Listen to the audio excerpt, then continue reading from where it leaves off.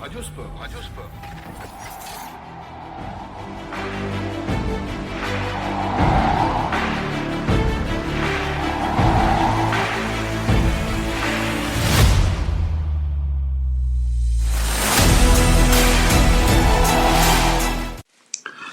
Bonjour à tous, good morning Paris.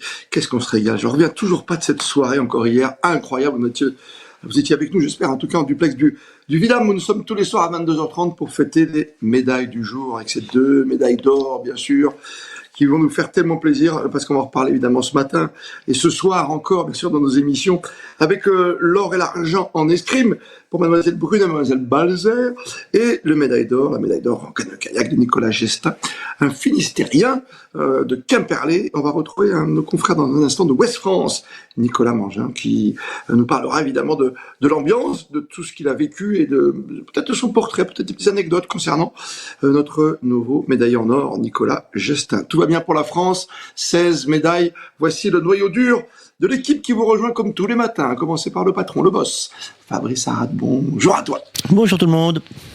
Peut-être pas 16 médailles aujourd'hui, parce que tu voulais à chaque fois doubler. Tu sais, on était de 4. Ouais, c'est exponentiel, 4, non 8, non 8 et 8, 16. C'est pas possible. Puis après, c'est 250 et puis, non, c'est pas... Oui, mais 16 de plus, c'est un petit peu ambitieux, mon garçon, même avec des surprises.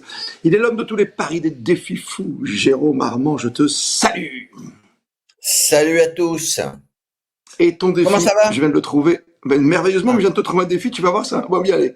Tu sens venir mon défi? Parce qu'on va parler de triathlon dans un instant avec toi, qui a été annulé. C'est l'une des infos du petit matin. Et donc, oui, Jérôme, tu m'as bien compris. Oui, Fabrice, tu me suis. On t'a préparé une petite combinaison, un petit string, et tu plonges. Ah si, tu vas pas nous embêter pour 3 boutons, hein? Pour une petite guerre, hein? C'est gentil. J'ai pas nager, j'ai pas les brassards. Mais oui, regarde, t'as les petits trucs, on peut te récupérer. Ah oui, on achète 2 brassards, Fabrice, et puis on plonge. Mais tu peux plonger de chez toi, à Versailles, je sais pas, il y a bien la Seine. J'ai une bouée tortue, si tu veux. Toi, tu te dis en géo, trouve tout. Grand Canal. Est-ce que tu prends, tu sais, des trucs de piscine. Pas me chercher des trucs de piscine aujourd'hui. Et tu sais, tu fais le test avec s'il y a du pH, du chlore, puis tu remets un peu de sel et poivre, tu vois, comme tu sais faire. Je vais essayer de trouver. Par et contre, une île flottante à la fin, bien sûr. Une île flottante. À Versailles, il n'y a pas de fleuve. C'est une des rares, ou peut-être la seule préfecture en France dans laquelle un fleuve ne passe pas. Dans la Dream Team du jour, dans l'équipe, dans le noyau dur, la revue de presse dans 5 minutes maintenant avec Étienne Bonamy, notre Bible, notre plume. Petit voyage après Tahiti, après Châteauroux. Aujourd'hui, nos amis de Sport et Tourisme nous amènent dans un lieu classé historique en France, cher à certains de la bande, le Parc des Princes, et pas le Parc des Princes. À chaque fois, ça m'énerve, ça. Le Parc des Princes. L'actualité des réseaux sociaux, tout à l'heure avec Jules, en fin d'émission, d'ici une petite demi-heure. On commence évidemment par les nouvelles du jour. La grande nouvelle est tombée, on va la développer, le triathlon annulé.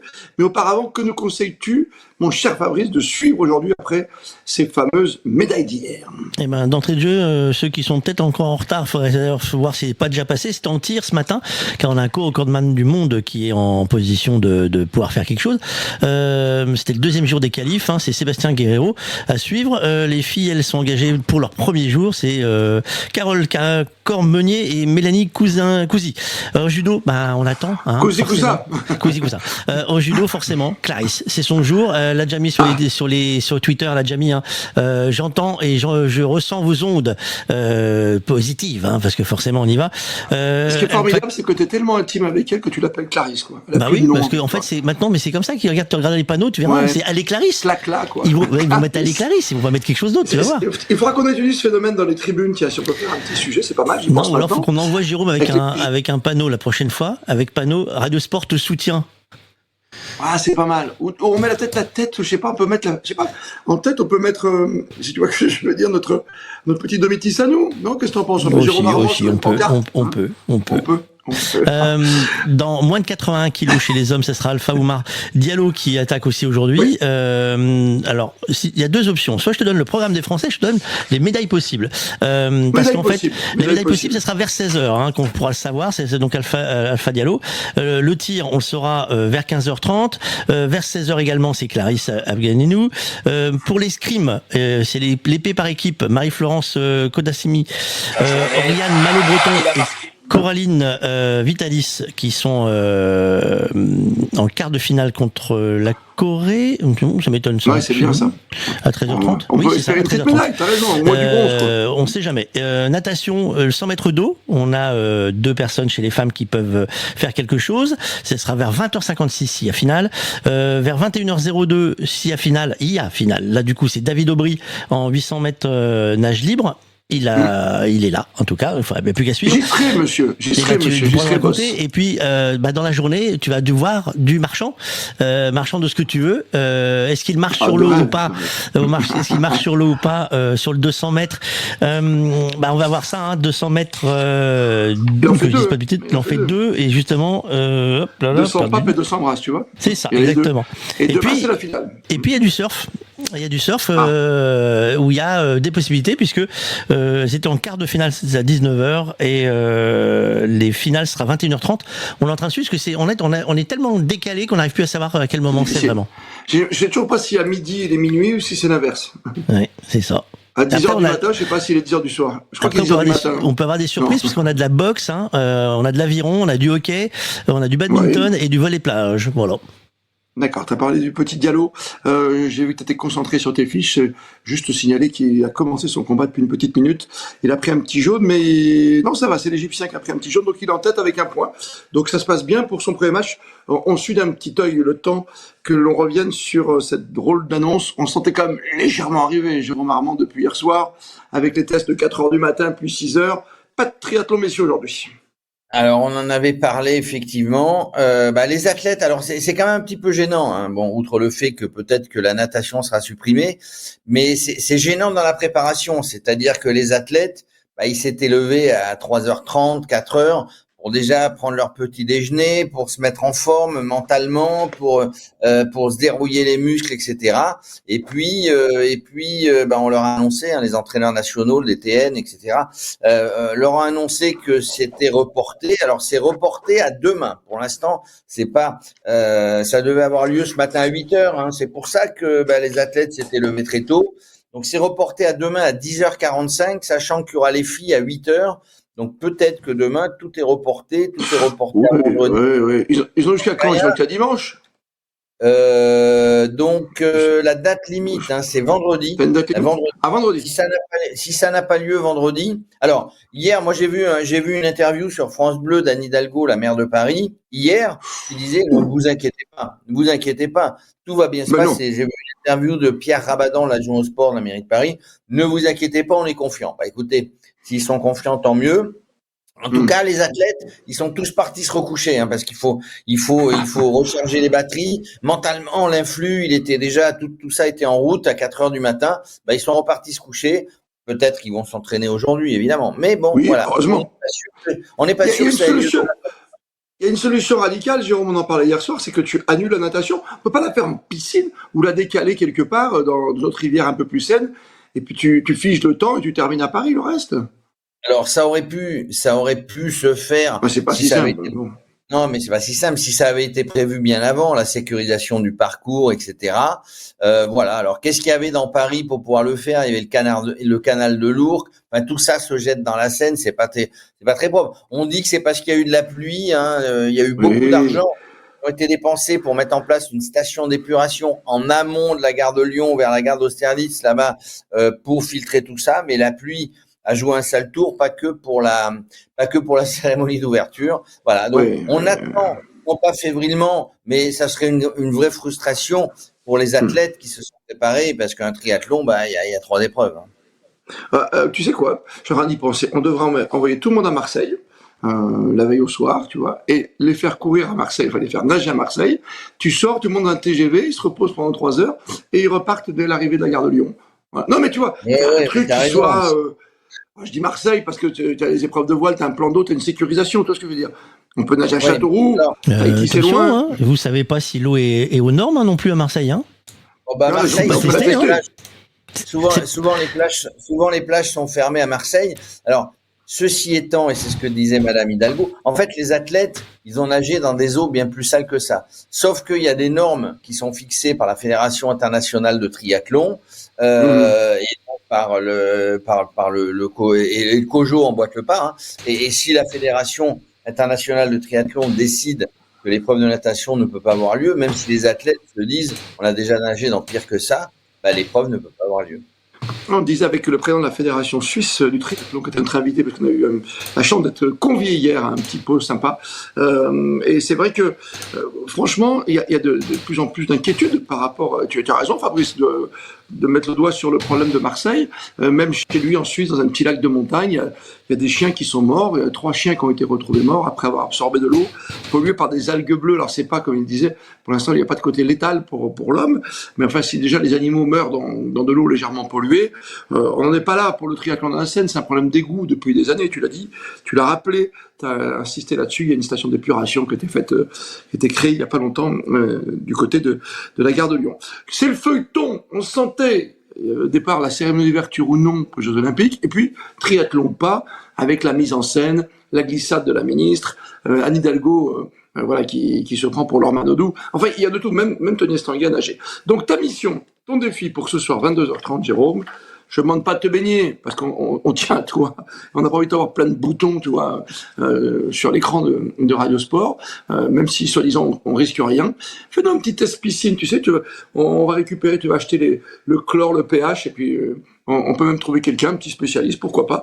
Ce sera un des bons petits rendez-vous du soir avec l'eau de la Seine. Connexion avec... Juste, excuse-moi, 10 secondes, c'est qu'il n'y a pas que le triathlon, il y a aussi la nage en eau vive dans les jours qui viennent. Ah, tu as complètement raison. Bravo, ça c'est bien. Avec toujours des chances de médailles. On se souvient d'Aurélie Muller au Brésil, et certainement que notre meilleure plume, Étienne Bonamy, s'en souvient aussi. Bonjour à vous, Étienne Bonamy. Bonjour Christophe, bonjour tout le monde. La revue de presse du jour, ça revient quand même sur ces médailles. Il n'y en aura pas autant, on disait avec Fabrice aujourd'hui. 8 médailles hier, dont 2 d'or quand même. Hein. Voilà. Waouh. C'est quelque chose.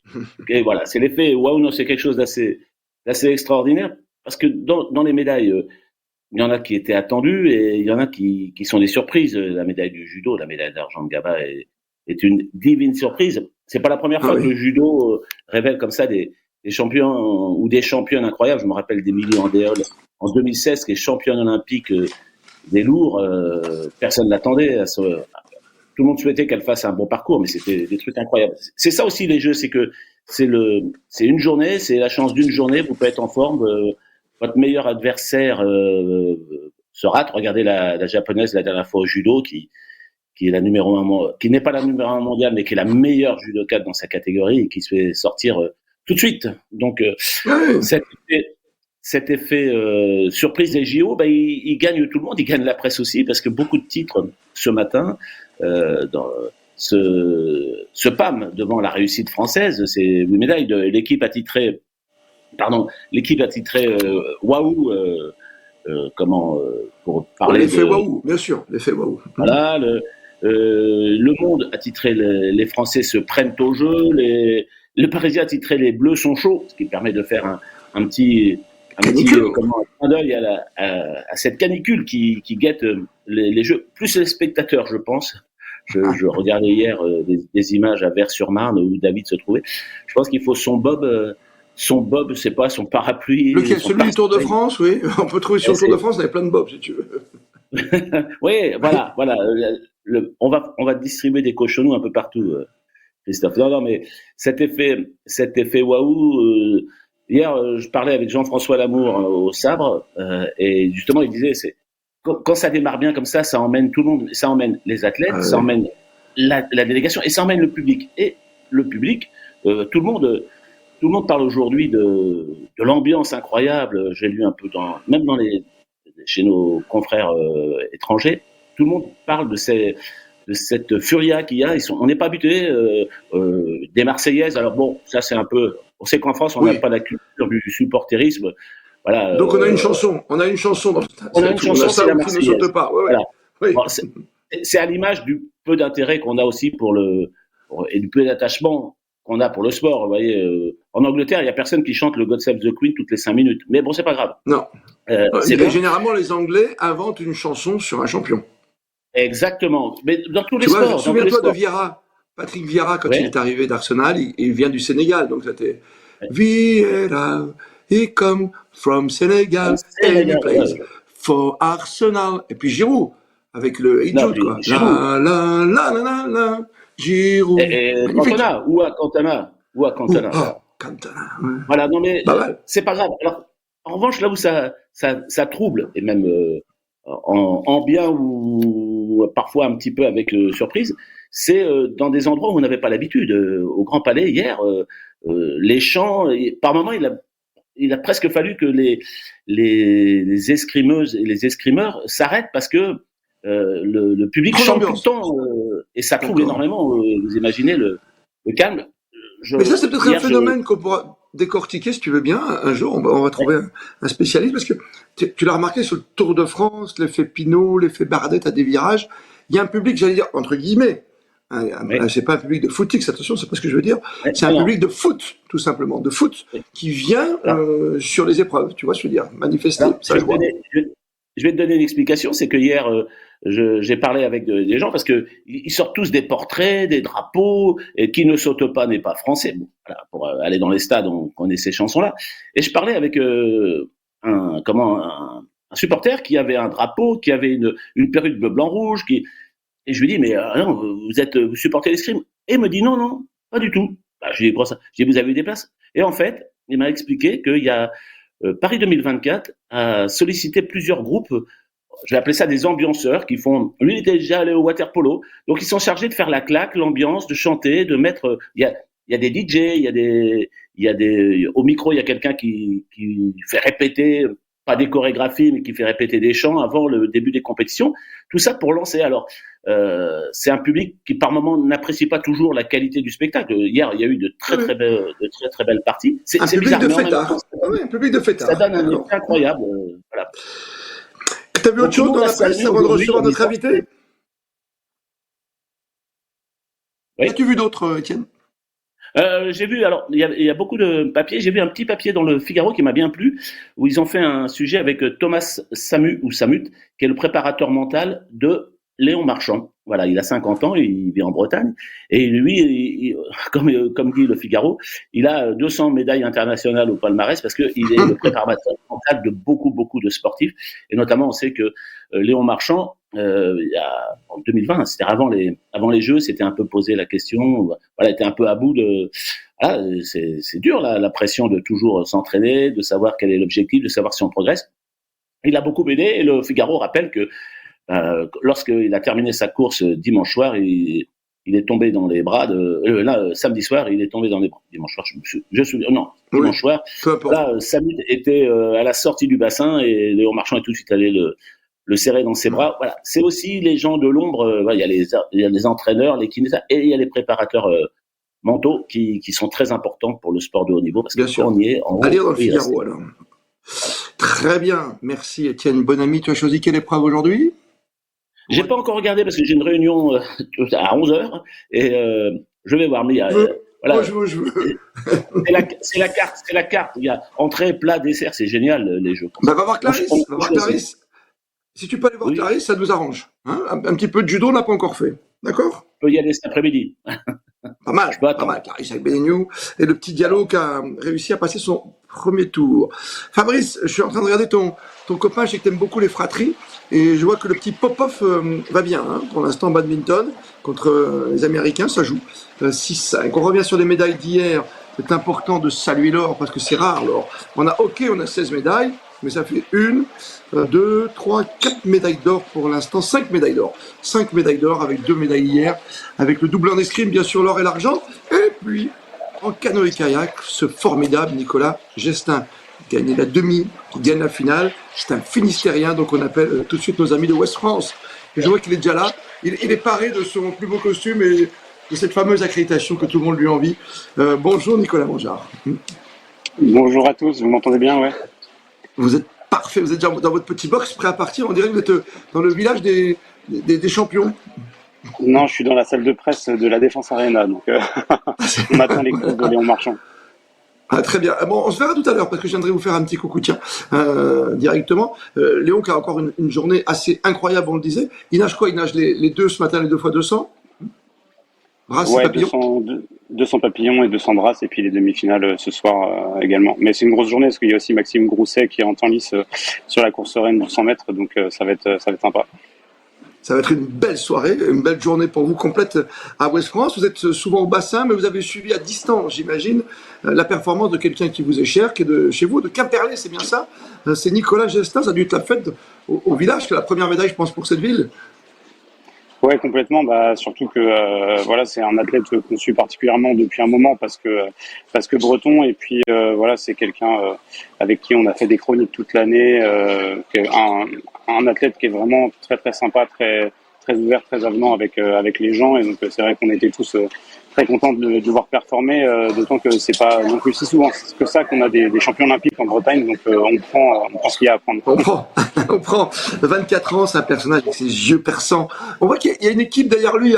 On parlait de soutien il y a un instant avec Étienne Bonamy, que vous connaissez bien. Ce soutien qui est là, indéfectible, avec ces groupes de supporters qu'on voit de plus en plus. Hein. Moi, je me souviens simplement, à l'époque, il y avait des gens de Sarreguemines, j'ai dit Milougia, mais je crois que c'était Sarreguemines qui entraînait. On voit beaucoup de drapeaux bretons sur les Tours de France ou dans des stades de foot. Mais là, il y a un vrai effet, on l'a vu. Il est allé quasiment juste après sa victoire saluer son clan, mais surtout cette petite famille qui se construit autour de lui. Hein. Ouais, parce qu'en fait, dans le canoë-kayak, il y a une notion de groupe et de collectif qui est très importante dans les clubs, parce que c'est des gens, quand ils vont faire des compétitions, ils se retrouvent à aller à 5 heures de route, à dormir en tente, à faire des trucs un peu improbables, et donc du coup ça soude les collectifs. Donc là, il y avait tous ces copains de Quimperlé, mais globalement ces copains bretons qui étaient là pour venir le voir. Nicolas Gestin, c'est quelqu'un qui s'est construit un entourage autour de lui très proche, avec à la fois tous les copains, la famille pour le soutenir, mais aussi qui a un staff réduit et très proche de lui, et qui l'a entouré depuis 2020 pour arriver jusqu'à cette heure olympique. Il n'a que 24 ans, c'est un peu génération camping-car, j'ai bien compris quand on se déplace. J'ai lu quelque part qu'il n'était pas issu d'une famille finalement de séistes. Hein. Voilà, c'est parce que Estanguet, on sait, il y a papa, il y a le frère, il y a plein de choses. Mais lui, il arrive comme ça, il a découvert quand il était jeune, je sais pas qu'est-ce qui l'a amené vers ce sport. En fait, c'est vrai qu'il y a beaucoup de kayakistes qui viennent de familles qui pratiquaient. C'est un sport qui est vraiment très très marqué là-dessus. Lui, en fait, c'est vraiment par hasard. C'est sa nourrice. On l'écrit ce matin dans Ouest France, en fait, qui, quand il était petit, elle le gardait. Elle l'a emmené un mercredi à voir ses enfants à elle faire du canoë-kayak. Il a accroché. Il est venu avec elle. Et puis à 7 ans, quand il a eu la possibilité d'en faire, il est monté dans le kayak grâce à elle, et puis il a jamais quitté son club de Quimperlé, donc c'est vraiment une belle histoire, et il peut remercier sa nourrice, d'ailleurs il le fait. Ouais. C'est quoi le titre aujourd'hui? C'était quoi le titre sur Nicolas, dans votre quotidien sur Ouest France? Je sais même plus. Je vais très mal vendre ma maison, mais on est tellement sur tous les terrains là, en ce moment que je l'ai vu tout à l'heure, mais en tout cas, ça fait la une. En tout cas, il fait la une majeure de Ouest France, et c'est pas si souvent. On n'est pas connu pour avoir une très grandiose, et là, on a vraiment une photo sur toute la largeur de Ouest France avec cette photo, donc de lui qui est dans son canoë et qui lève les bras à l'arrivée, parce que encore une fois, c'est historique. La Bretagne n'a pas énormément de champions olympiques. Oui, le grand champion notamment de vélo, bien sûr, la Bretagne. Je pense à mon ami Bernard Hinault. Juste un petit dernier détail, j'ai lu ici ou là que entraînement très spécifique. J'ai vu que les anciens préféraient pas gagner une demi-finale, par exemple, préféraient se réserver pour la finale. Lui, il gagne les deux avec 5 secondes d'avance. Entraînement très particulier, avec pour reproduire l'ambiance de 10 000 personnes, un casque avec de la musique de folie, avec un œil fermé. Enfin, il a tout testé, tout tenté. Hein. C'est quelqu'un qui est très pointu dans son approche de l'entraînement. Ses coéquipiers en équipe de France le surnomment Dieu. Alors pourquoi? Parce qu'en fait, il est tellement fort sur son canoë qu'il est capable de répondre à tout ce que le bassin d'eau vive peut lui proposer. Et donc il a construit vraiment cette Olympiade. C'est pas quelqu'un qui débarque de nulle part et qui fait un exploit d'un coup. Il était vice-champion du monde l'année dernière, 3e au classement mondial. Il a progressé d'année en année grâce justement à à ce côté souci du détail qu'il a eu avec son entraîneur Arnaud Brognard et puis avec le staff de la Fédé qui l'a suivi. Et en fait, c'est que le juste accomplissement de tout ce qu'il a mis en place et effectivement de travailler un peu toutes les situations. Il a fait cet hiver, il a fait du kayak cross alors que lui, en tant que séiste, il n'est pas concerné par la discipline, mais il a fait parce que ça lui apporte quelque chose dans sa manière de naviguer. Donc voilà, c'est quelqu'un qui est très pointu et qui a le sens du détail. Merci pour tous ces détails justement qui font leur importance quand on a une médaille d'or. Et vous avez très bien résumé évidemment ce parcours incroyable de Nicolas Gestin, champion olympique à 24 ans, le choix d'un destin à l'Estangay. Il peut faire d'autres titres bien sûr olympiques jusqu'à peut-être président du CIO en 2044. Allez, on va dire ça. Oui, donc c'est pas loin. Président du CIO, j'y crois pas trop. C'est pas quelqu'un de très médiatique. Il aime pas trop ça. D'ailleurs, je pense que ça s'est ressenti un peu hier dans ses interviews. Il préfère la presse écrite, ce qui nous va bien. Mais non. Par contre, effectivement, il a 24 ans et là, il est sur le début de son explosion. Donc, effectivement, c'est quelqu'un qu'il faudra suivre dans les prochaines années. C'est Dieu, on a bien compris, on va le surnommer ainsi, nous aussi. Merci pour toutes ces petites précisions, merci d'avoir pris du temps pour nous avant d'aller vous plonger dans le bassin olympique où là aussi c'est chaud. Il y a de l'ambiance avec les Grousset et Marchand aujourd'hui. À tout à l'heure, on se voit sur place, Nicolas, avec grand plaisir. Merci à Ouest France d'être venu nous rejoindre. Le Dieu du tourisme et du sport est avec nous. Il est toujours au rendez-vous. Oui, il est là, David Savary. Magnifique, un Dieu rouge aujourd'hui. Mon cher David, tu t'es régalé, on parlait de cette médaille que tu as vécue en direct à Vers-sur-Marne. Oui, absolument. Bonjour Christophe, bonjour à tous. Alors c'est vrai qu'il faisait très très chaud, comme l'a rappelé Étienne hier. Il va faire encore plus chaud aujourd'hui. Là, je sais pas comment les gens vont faire, mais il faut de la crème solaire et un couvre-chef absolument. Ouais. Tu as choisi une destination très lointaine après Tahiti. Hier, Laurent, ton acolyte, Laurent Guénat, avait choisi quand même le Châteauroux, tu vois, beaucoup plus humble que toi quelque part. Mais là, tu as choisi, j'ai parlé de Dieu, on parle de roi, de reine à chaque fois dans les Jeux Olympiques. Là, tu as choisi un endroit qui est cher aux princes. Oui, le Parc des Princes. Alors je vais parler du Parc des Princes, d'abord pour faire plaisir à Jérôme Armand, ensuite pour me faire un peu mais plaisir c'est connivence. Non, pas de connivence. Mais je me fais aussi un petit peu plaisir parce que moi, quand j'étais petit, j'ai toujours voulu visiter le Parc des Princes avant d'aller à la Tour Eiffel. Et puis aussi parce que pendant cette Olympiade, il y a quand même 10 matchs qui se tiennent au Parc des Princes. Il y aura bien sûr les 2 finales. Et puis, fait assez rare, il y en a quand même 2 aujourd'hui. Donc à 15h, chez les femmes, il y a la République dominicaine, Ouzbékistan. Et à 21h, chez les hommes, Paraguay, Mali. Donc le Parc des Princes, alors c'est un stade dans sa version actuelle qui a été inauguré en 1972. L'architecte, c'est Roger Taillibert. C'est ce même architecte d'ailleurs qui a fait le stade olympique de Montréal. Pour les Jeux de 76. Le Parc des Princes a longtemps été le plus grand stade de l'Hexagone jusqu'à l'arrivée du Stade de France en 1998. Sa capacité d'accueil, c'est très exactement 47 929 places. Pourquoi on l'appelle le Parc des Princes ? Parce que, en fait, sur cette parcelle située dans le bois de Boulogne, au XVIIIe siècle, il y avait les enfants du roi, donc les princes, qui venaient y chasser. Donc c'était un terrain princier. Donc c'est pour ça qu'on l'a appelé le Parc des Princes. Alors ce qui est magnifique dans ce stade, c'est qu'aucun siège n'est installé à plus de 45 mètres du terrain. Donc on a une visibilité parfaite. Formidable. La sonorisation, formidable. Ouais. La sonorisation, elle est tout aussi parfaite. Et il faut savoir aussi que c'est le premier stade en Europe où les éclairages ont été incorporés dans le toit elliptique. D'accord. C'est quand même formidable. Ouais, c'est génial, c'est un super stade. Super stade, ouais. Alors, on accueille le Parc des Princes accueille des matchs de foot, des matchs de rugby, mais il a aussi accueilli des événements spéciaux comme la venue du pape Jean-Paul II. Il y a même eu un meeting de Jacques Chirac, les grands concerts, Michael Jackson, U2, Johnny Hallyday. Ah oui, Johnny allumait le feu à la Tour Eiffel, au Parc des Princes, oui. Ouais. Et puis petite anecdote, on a parlé récemment de ce fameux funeste 17 novembre 1993. Avec le France-Bulgarie, et c'était ça a tellement été un traumatisme que l'équipe de France de football n'y a pas rejoué pendant quasiment 2 ans au Parc des Princes. C'est-à-dire que les matchs se déroulaient en province, jusqu'à ce qu'arrive bien évidemment le Stade de France en 1998. D'accord. Et qu'est-ce qu'on mange au Parc des Princes ? Au Parc des Princes. Ah ben non, tu nous connais. Christophe, il me pose toujours la question de la bouffe. J'avoue que je ne prépare pas spécialement. Pas du tout. La gastronomie, monsieur. Gastronomie du Parc des Princes. Qu'est-ce que tu manges, toi? Tu vas pas manger des merguez là-bas, Jérôme Armand? Alors, les hot dogs du Parc des Princes sont pas les meilleurs des stades de France. Par contre, il y avait, je sais pas si ça existe toujours, le PSG avait créé un restaurant qui s'appelait le 70 à l'intérieur du Parc des Princes. Pourquoi le 70? Parce que le club a été créé. Création facile, le défi. Facile ton défi. Voilà, c'est un défi. Par contre, tout autour, à la porte de Saint-Cloud, il y a des restaurants mythiques. Il y a les fameux trois obus. Il y a des tas de restaurants tout autour. Le Cardinal.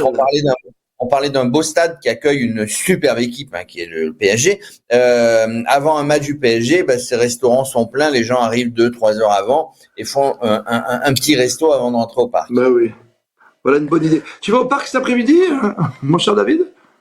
Oui, je vais voir donc un match féminin entre la République dominicaine et l'Ouzbékistan.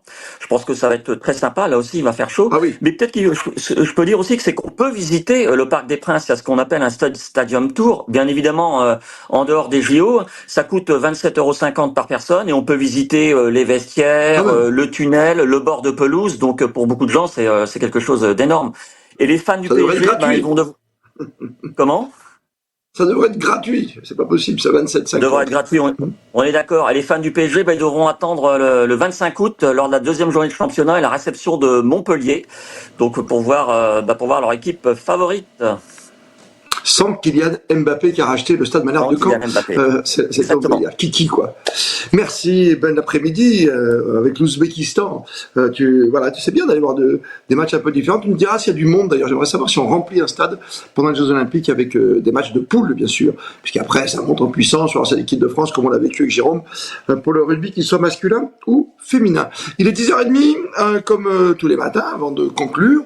Les trois petites actus du net avec Jules qui nous rejoint, notre stagiaire préféré. Salut Jules, alors je le vois bien réveillé, ça me fait plaisir. Au 4e jour, il commence à prendre le rythme. Tu vois, on sent que le garçon est en vacances, il fait la boum, c'est à nous les petites anglaises, lui c'est à nous Noirmoutier. Mon Jules, qu'as-tu vu sur le net aujourd'hui? Bonjour à tous, alors aujourd'hui sur le net, qu'est-ce que j'ai vu? Alors j'ai pu voir, je sais pas, évidemment vous connaissez le stade de beach volley à Paris. Et je pensais montrer ces petites images avec ce coucher de soleil, et je pense qu'on est vraiment sur le stade de la compétition, avec le coucher de soleil derrière, la tour Eiffel qui est illuminée, les jeux de couleurs après sur le stade. Voilà, je pense que ça devait être un moment magique pour ceux qui étaient sur place. Ah oui, t'as raison, c'est tellement beau. Tu es romantique finalement, toi. J'avais pas senti ça chez toi tout de suite, mais t'es romantique. Bravo. Autre petite image du matin, vas-y. Te laisse pas déstabiliser. Alors, image du matin qui est pour l'instant l'image de la journée, c'est le surfeur brésilien Gabriel Medina qui est en lévitation au-dessus des vagues sur la vague TAU à Tahiti. Oui. C'est une photo prise par Jérôme Brouillet. Et là, on peut voir, cette photo juste à côté de sa planche de surf en lévitation. Franchement, on est sur l'image de la journée pour l'instant, évidemment. Ouais. C'est pas mal. J'aime bien aussi l'image, je sais pas, tu l'as choisi en 3e, je te laisse faire, j'ai une image qui me plaît beaucoup aussi. Vas-y, dis-moi. La 3e idée. Alors là, on est encore sur une nouvelle image, une image de Pierre Ceinturier, qui nous a concocté une petite image en crayon sur papier et en réalisation numérique. On voit une joueuse de goalball qui donne le coup d'envoi. Alors le goalball, on le verra pas pendant ces 2 semaines car c'est un sport, c'est un sport handisport. C'est pour les gens en déficit visuel. Et voilà, je trouvais vraiment cette image très très sympa. Évidemment, là, on n'est pas encore aux Jeux Paralympiques, ça commence le 28 août, mais je voulais quand même placer cette image. Ouais, tu as fait bien d'en parler. Ce qui serait sympa avec Fabrice, c'est de récupérer les plus belles images, comme ton surfeur et tout, ou l'image aussi d'un montgolfière que j'ai adoré, cette personne qui a fait le tableau là que tu nous as montré l'autre jour. Et puis une image, mais qui n'est pas obligatoirement une photo qui nous a tous marqué hier, c'est évidemment la belle célébration de la médaille d'or en escrime avec son mari. C'était vraiment tellement beau de voir cette image et cette petite Manon à petit Brunet qui prenait encore plus de hauteur en voltigeant dans les airs grâce à l'aide de son mari. Merci Jules, bonne journée à toi et à ce soir pour le grand top 5 grand duplex du Vidam, rue de Cambrai à Paris. Vous retrouverez Jérôme Armand, Fabrice Arad et toute l'équipe de Radio Sport. Fabrice, tu as vu, donc je t'ai dit pour le judo, tu as suivi comme moi le petit Diallo et pour l'instant en badminton, ça se passe plutôt bien pour un des frères Popov. Je sais que tu les adores. Mais et en fait, c'est qu'ils sont surprenants. Il faut suivre parce qu'ils peuvent faire le tout dans un sens comme dans l'autre. C'est qu'ils ont oui, parce qu'en fait, il y a une bataille entre les deux. C'est chacun son tour passe le championnat de France ou donc il faut suivre parce qu'en fait ils se titillent entre deux, ils s'auto-émulent et je pense qu'on pourrait avoir une surprise. C'est pas mal. À quelle vitesse va un volant de badminton? Je sais que c'est ce qui va le plus vite dans tous les sports. Le volant, je crois que c'est 257 km/h, un truc dans le genre. Dans mes souvenirs, c'était Manon. En tennis, tu sers à 220, donc je crois que c'est encore plus rapide que ça. Moi, alors, il y a un 57, c'est sûr. Donc je pensais que c'était 257, ça peut être 357. Mais ça me paraît beaucoup. On va vérifier. C'est un défi pour vous. Qu'est-ce qu'il y a, Jérôme? T'as trouvé le défi? Trouver la vitesse, il a la réponse. Toi, t'as un autre défi, toi. Oui, et tiens, je vous parlerai un jour, parce que peut-être en 10 secondes là, les Marseillais qui sont des chauvins, évidemment, on les connaît bien. Pas du tout. Bah, ils ont décidé, aujourd'hui j'ai lu un article dans la Provence, qu'on avait une médaille de plus, parce que la médaillée olympique Jessica Fox de canoë-kayak, l'Australienne, eh ben, elle est née à Marseille, elle est partie à l'âge de 3 ans, sa mère avait été médaillée à Atlanta. Allez, on y va. Les couleurs de la France, Myriam Jérusalemi, ça te parle, à Atlanta? Quand même, c'est toute l'histoire. Médaille de bronze. Eh ben, c'est la mère de Jessica Fox, d'un père anglais, d'une mère française, dont le grand-père était le président emblématique du club de canoë-kayak de Marseille. Et ben voilà, les Marseillais, Benoît Paillet en tête, le maire, il a dit, ben voilà la première médaille marseillaise. Il se passe des choses dans le kayak. Le problème, c'est que si on fait ça pour tous les Français, on risque de faire la tête, on va en perdre. Hein. Oui, c'est ça, il faut aller chercher un peu à droite, à gauche, tu as raison, même en tennis, voilà. On peut naturaliser très très vite, on a bien remarqué, ça dépend des sports, même en rugby, il se passe plein de choses. Tu te rends compte, des Marseillais chauvins, ça n'existe pas, c'est comme si quelqu'un qui a l'accent du Sud, tu vois, qui dit à un moment donné, qui parle de Rougador, supporter le Paris Saint-Germain. Et ça leur fait... Les Marseillais, tu sais ce qui leur fait mal aux Marseillais, je les copains de Marseille, c'est que partout, quand ils passent sur la Canebière, que vont voir les épreuves de voile, eh ben il y a marqué Paris sur les bâches. Et ça leur fait très très mal. Même si c'est ça où ils avaient rien. Voilà. Donc on peut pas se plaindre non plus. On voit bien, non? Oui, mais tu les connais les Marseillais. Tu les connais, on peut les connaître. T'imagines que t'es Marseillais tous les matins, tu vois Paris. C'est terrifiant. On s'est régalé comme tous les matins, comme tous les soirs. Oui, Fabrice. Juste un petit point, puisqu'il y a eu une communication sur l'eau et la température du jour, qui on va dépasser 32-35 degrés sur la région parisienne. Il y a des fontaines à eau qui sont gratuites, qui sont disposées, des grosses fontaines avec 6 distributeurs. Il y en a 480 points d'eau gratuits et juste dans le communiqué, il y a qu'un petit point qui moi me perturbe dans le truc, parce qu'on te dit que c'est l'eau, vous rappelez-vous, hein, c'est obligatoire de pouvoir servir de l'eau. C'est la loi en France, on doit pouvoir mettre de l'eau à disposition de tout le monde, du public autour des sites et des gens des sites. Et là ils te disent à un moment, vous pouvez acheter vos boissons fraîches. Donc on te donne de l'eau chaude. Non, normalement elle est aussi à température rafraîchirée, mais là c'est dans la petite phrase, je trouvais que celle-là elle était moyenne. Voilà. Ouais, et dans le Club France, pour avoir cherché de l'eau pendant longtemps, sauf de la payante, pour trouver de l'eau gratuite, je peux te dire que elle est bien cachée, la fontaine à eau. Elle y est, mais effectivement, faut chercher. Mais je peux te dire, derrière un rideau, il faut trouver sur une porte où tu n'as pas le droit d'accéder. Voilà, puis il y a juste une petite flaque d'eau, parce que tout le monde, pour se servir avec les bouteilles, c'est très compliqué, évidemment, que les embouchures sont toujours mal fichues. Il y a un vrai sujet fontaine à eau à faire, si tu vois ce que je veux dire. On va prendre un spécialiste, je pense qu'on va aller chercher un spécialiste de ça. Et alors, le rappel, c'est s'hydrater régulièrement, même si on n'a pas soif. On boit régulièrement de l'eau. On peut venir avec une gourde et conseil, alors gourde personnelle en métal ou en plastique et jusqu'à 75 centilitres. Donc après, trouve le point d'eau pour la remplir.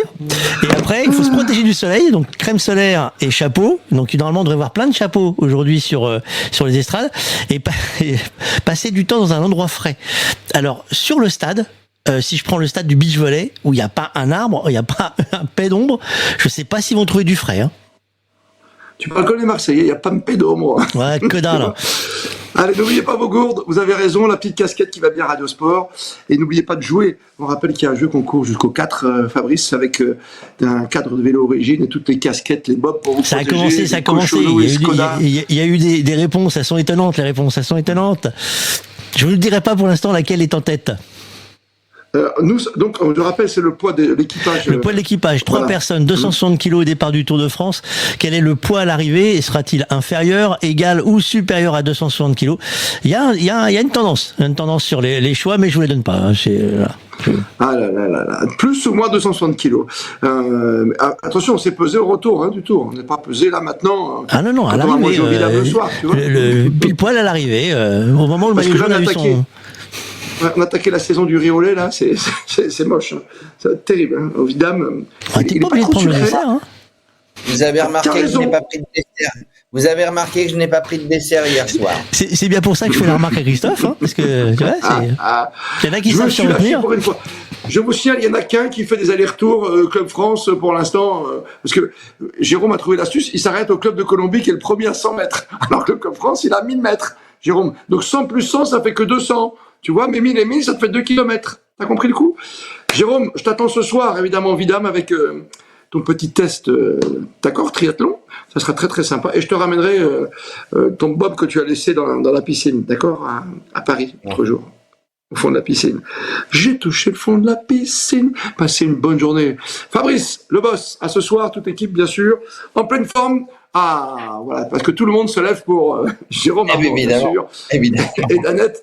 Petit sujet à retrouver ce soir, qui sait, avec l'ami Théo qui nous suit lui aussi pendant tout l'été. À ce soir, 22h30 pour le grand débrief en duplex du Vidam, rue de Cambrai, c'est juste derrière la porte de la Villette et le Club France. Et plus que jamais, vous êtes bien sur Radio Sport. Radio Sport.